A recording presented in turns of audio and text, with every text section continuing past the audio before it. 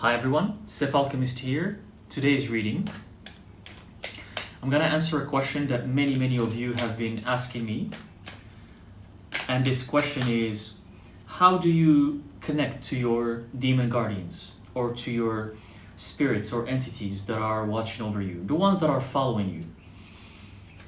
I get this question quite a lot, and I'm gonna answer it right now for you using tarot. But before doing so, I want to talk a little bit about the guardian demons. So I just want to clarify that, because I get this a lot as well, that demons or darkness has nothing to do with being evil. This is a concept that has been changed and manipulated by religion and dogmas throughout the centuries, throughout ages. If you even think about it a little bit, it has not only a negative connotation, but it also have this kind of racist connotation to it. Because when we talk about demons, where do they come from? From the underworld, from the dark. And what's the color of the dark? It's black. What about the light? What's the color of the light? It's white. So you see what I'm saying here. So being dark is usually empowering, but throughout the ages, throughout thousands of years, religions and dogmas have conditioned us to throw our darkness in the garbage, which what empowers us. Once we're not empowered, once we don't use our darkness, we become fearful. And when we're fearful, we can easily be controlled. So the people who are controlling the world, they know these secrets. This is a secret that they know. And they want us to be fearful. They don't want us to embrace our darkness, because our darkness is the missing half. It's the other 50%. That's gonna make you realize who you are. That's gonna make you come to your powers. So every time, before I move on with this reading, every time I want you to know, when you hear demons or when you hear darkness, know that it's not evil. If anything, light can be evil sometimes, because being too nice, that means you're not gonna be righteous, you're not gonna be just. Sometimes just because you're too nice or you're too kind, you're gonna give people who don't deserve your kindness, you're gonna give them a lot of credit or a lot of things that just for the sake of being kind or being light or being loving. And trust me, this happens to me many times. And usually what happens is that those people who you are kind to, they end up, one, not appreciating your kindness, number two, taking advantage of you. And this kept happening a lot throughout my life, and I'm sure it's happened to you too throughout your life. But then every time you talk to your friends, your family, your peers, your environment, they tell you no, you have to go back to being light and loving and nice, because that's what good is, the concept of being good. But what is good and what is bad? These are just labels that we use to define concepts that we don't clearly understand. So it's very important to remember the balance and the connection that exists between light and dark. It's one thing. It's not separate. But a lot of people, and I think this is a religious thing, it comes from religion. And we've been dogmatized. It almost comes in naturally to the people to say, well, I'm light and loving. I'm a good person. He's dark. Oh, she's very dark. That means she's evil. The second you hear something, that means it's religion in there. That's a complete religious concept. So let's make this clear. Evil is evil, but light and dark has nothing to do with evil. Light can be evil. Don't get it twisted. And demons, just like angels, just like every entity and every shadow spirit that you see, just like every ghost, just like every human, they have both sides. There's the good ones and there's the bad ones, including angels themselves. So I hope this clarified a little bit for you this kind of confusion. And now let's move on with, how do you connect to your demons? So let's pull one card here first.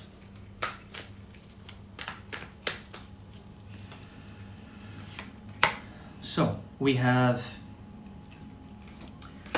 Five of Pentacles reversed. That's card number one. I'm gonna pull another card. So we have the Knight of Cups reversed as well. So first of all, and this goes with every aspect of your life. If you want to contact your demons, you have to know who you are. You have to know thyself. Know thyself is a saying that was hung, or that was shown at the entrance of every Egyptian temple in ancient Egypt. And it was a reminder for the masters and the disciples and the priests that before they enter the temple, which is a sacred place, to remember to know thyself. So before you even get to connecting to your demon or to your spirit guides or entities who are around you, you have to know thyself. You have to remember to know who you are. Because if you don't know who you are, you might end up connecting with entities you're not supposed to connect with. They might take advantage of you. They might scare you. They might play tricks around you. So remember to know thyself. And how do you know thyself? Well, that's the million-dollar question.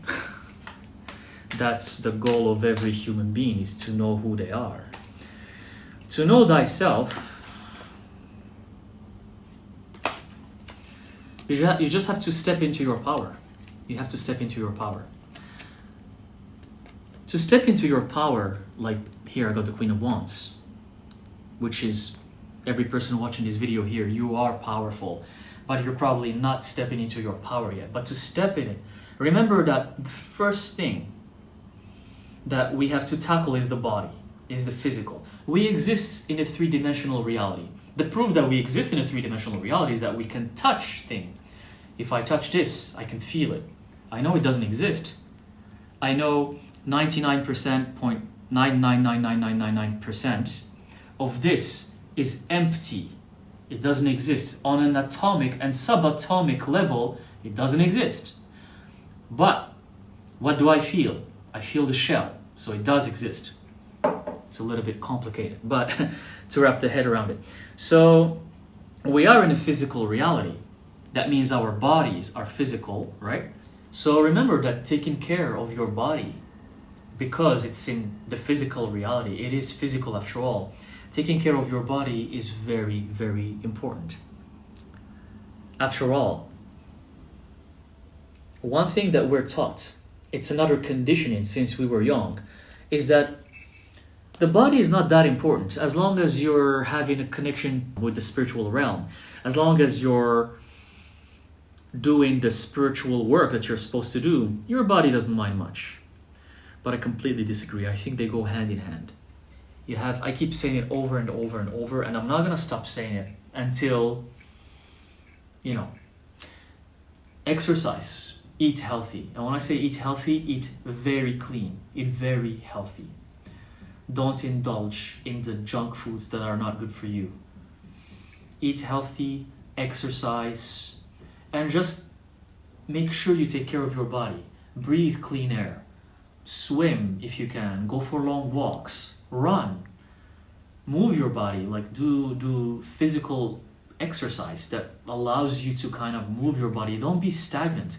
Don't stay in one place for a long period of time. So remember to take care of your body. Number 2.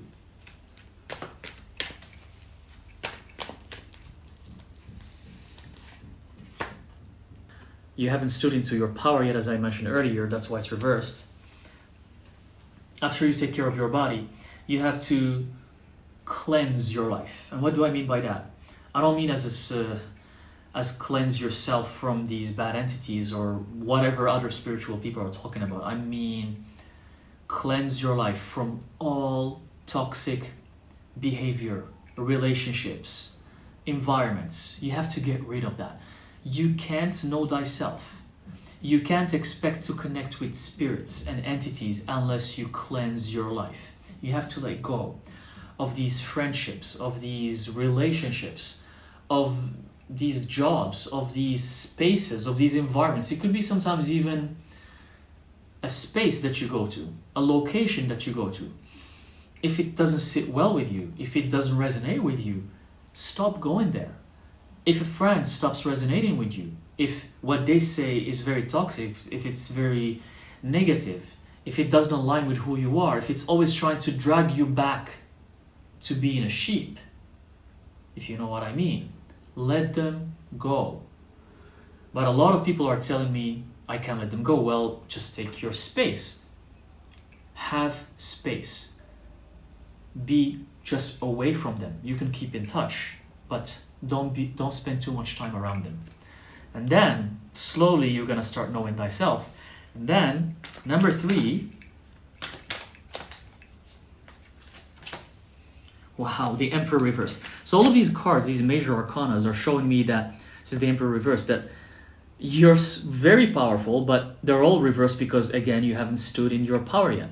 So to become the Emperor that you are, you have to delve into the practices and research the occult, the esoteric, the spiritual, because the answers that you're looking for, you're going to find them there. It could be reading books, it could be practicing witchcraft, it could be researching alchemy, it could be researching ancient Egypt, ancient Greece, the Anunnaki, aliens, abductions, all of these things that I myself have delved into for years and years and years and years. It has to become your life. It can be a hobby, it can be a side thing. These things have to become your life. They have to become part of your daily practice. And then you're going to slowly start to remember. You're going to start remembering your past lives. You're going to start to remember who you truly are. You're not going to be just like a normal human being or a normal person that just, which is fine. Some people are okay with that. But I'm just telling you, if you want to connect with these entities, and once you know who you are, these entities are going to start showing themselves to you because you're going to become more aware. Sometimes going for readings will help. Sometimes reading a book will help. Sometimes just listening to a conversation that is in alignment with your path will help. The help can come from different sources, but you have to be aware. You have to use your mind. I always like to go back to the Hermetic principles. I'm using the Hermetic deck and the Hermetic principles. I love them. They're very amazing guiding tools. I have videos about them as well in TikTok and on YouTube. Go watch them.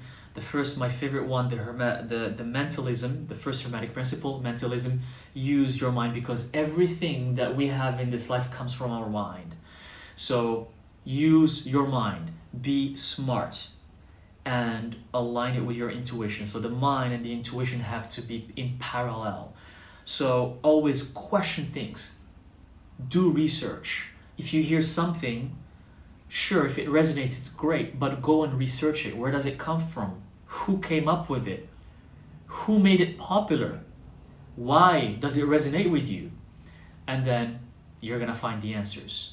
And the more aware you are of everything around you, of everything you feel, everything you touch, everything you smell, these entities are going to start showing themselves to you. And you're going to get to the point, like myself, where you're just going to start see them. They're going to come to you and you can't even control it. They're just going to be there. They're going to show up. And many of you wants to communicate with you. And then you can start invoking them for rituals. You can summon them if you want. If you want to manifest abundance, if you want to manifest a certain success in your life, you can get their help. But let me remind you, that you are the most powerful thing, first of all. So remember, these entities are there to help you, to guide you, but you are the creator. Remember this, you are the creator, because a lot of people will go and give their own power to these entities. I want to remind you that they're here just to guide you. You are the creator. You are the boss. Princess of Wands, reversed again. All of these reversed cards to confirm that everything I'm saying are the steps that you need to take. Maybe you're going to find your own steps or your own, I would say, curriculum or path that you need to carve by your own hands. But what I'm telling you is just a little guidance. If you're watching this, it's a little guidance for you. But then once you get to that point where you can connect with these entities, a lot of them are going to start following you. A lot of them are going to start being attached to you. Some of them are annoying, some of them are scary, let me warn you. Not all of them are, again, the word good. Because have you ever heard that many of them don't even realize that they're spirits? You know, some entities don't even know that they're non-physical entities. They're not even aware of that. So when they come to you, they're like, hey, I see that you can hear me, I see that you can understand me, but why aren't you responding? I'm here in front of you. But I want to also mention one thing, just so you don't get caught up into thinking that you can contact with them. I want to bring this up, and it's okay if it doesn't resonate with you, but I want to mention that not everyone is supposed to contact these entities or talk to them or communicate with them. They might be there for you, but it doesn't mean that you can connect with them. Only people who are born with the gifts of mediumship, clairvoyance, being a psychic, only the people who are born with these gifts can connect to these entities, and especially if they work on their gifts. But a lot of people also who are born with these gifts, if they don't work on their gifts, they lose the connection and they can't use their gifts anymore. So I know you hear this from a lot of people that saying we are all born with gifts. I'm here to tell you that's not true. But it doesn't mean that you can be interested in the occult. It doesn't mean that you can't read or research this stuff. If it's your passion, if it's something that you want to do every day, go ahead, do it. Don't let yourself say, oh, I don't have a gift, that's not my gift, that means I can't connect with them. No. Research it if it's who you are, because you might become the next person who's gonna write the best book about how to connect with spirits and entities. We don't know what we are drawn to can lead us to becoming, right? So you're gonna ask me, so how do you know if you have that gift or not? Usually you can get readings from certain talented readers, and I'm here to tell you there's only few of them out there, and those readers can tell you if you have those gifts or not. And I'm going to pull one last card for you. How to connect with your demons.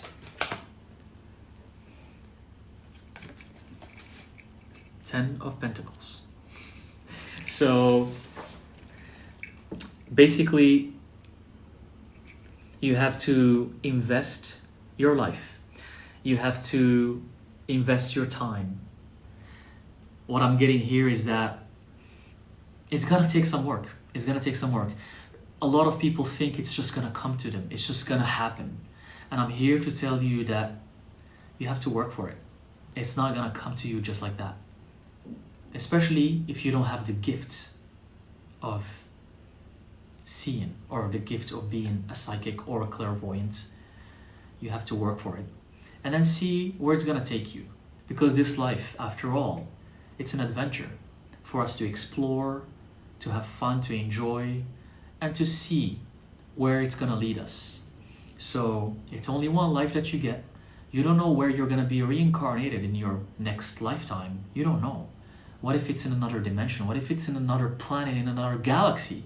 So might as well have fun in this lifetime, do the things that you love, delve into this esoteric knowledge and see where it's going to take you, and let me know in the comment section if you've been doing this for years and years and years and where you are at right now. I'm really curious to know. So I hope this helps. I'll see you in the next video.